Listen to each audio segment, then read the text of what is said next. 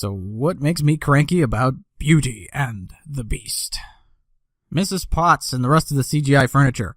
They're even more disturbing in the movie than they are in the trailers. Seriously, look at that thing. It's creepy as hell. Before I get too deep into this review, I want to point out a couple of things that may affect how I see this movie versus how all of you who are really excited for it end up feeling about it. Number one, I'm not a fan of musicals. Of course, I grew up with the animated Disney classics, so they're kind of an exception. But in general, if people break out into a song and dance routine in a movie, I want to either skip through it or turn the movie off altogether. And secondly, Beauty and the Beast is not even close to my favorite Disney movie.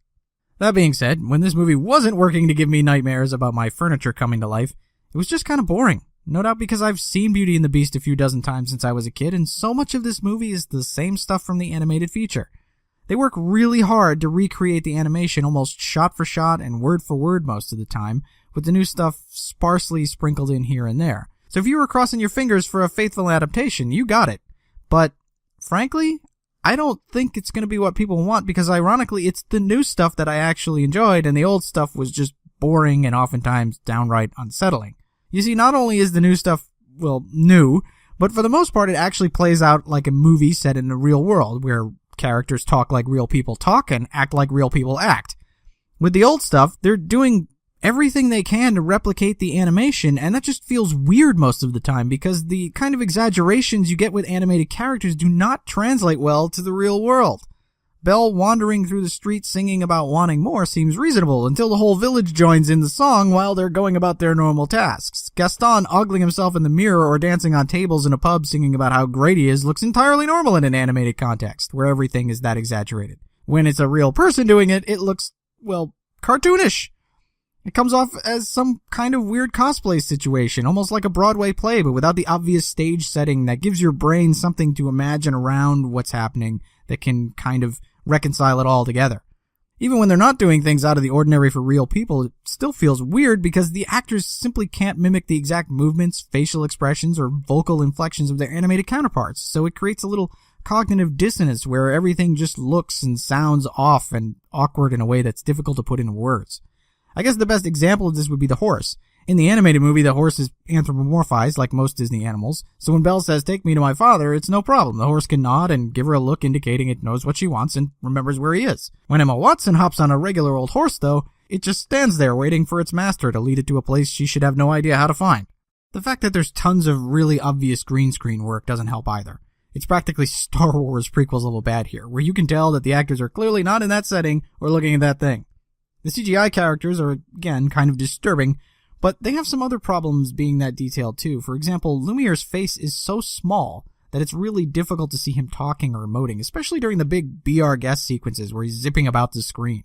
Which brings me to something actually good about the movie. The music is a pretty faithful adaptation as well, so while there are the obvious inflection changes, for the most part it's just as snappy as it was in the animated movie.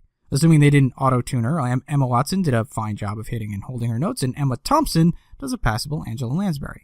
I think they really should have cut the Gaston song, though, because it really didn't seem to fit Luke Evans, and Josh Gad was almost unintelligible at parts. There are also a couple new songs that fit in well enough, though I doubt they will ever become the kind of classics the rest of them are.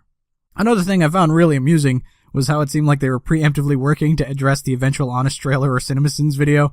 A bunch of the new stuff is directly aimed at answering questions like, why did the Enchantress curse an 11-year-old prince who wouldn't know any better? And why would he be answering the door in the first place? Doesn't he have servants for that sort of thing? We also get a bit more backstory on the Beast and Belle and a few more moments for their relationship to develop, so it doesn't feel quite so Stockholm-y.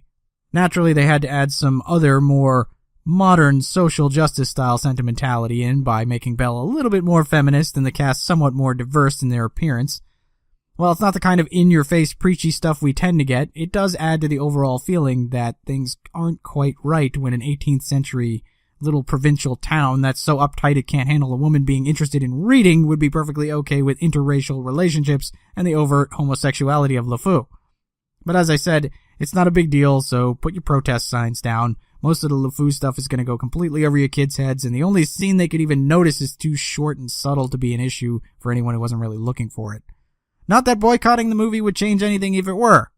Of course, if you want to avoid seeing it because the movie is a textbook example of how some things just do not translate well between the animated medium and the real world, the most obvious of which is the aforementioned furniture, well then I certainly wouldn't blame you for staying home.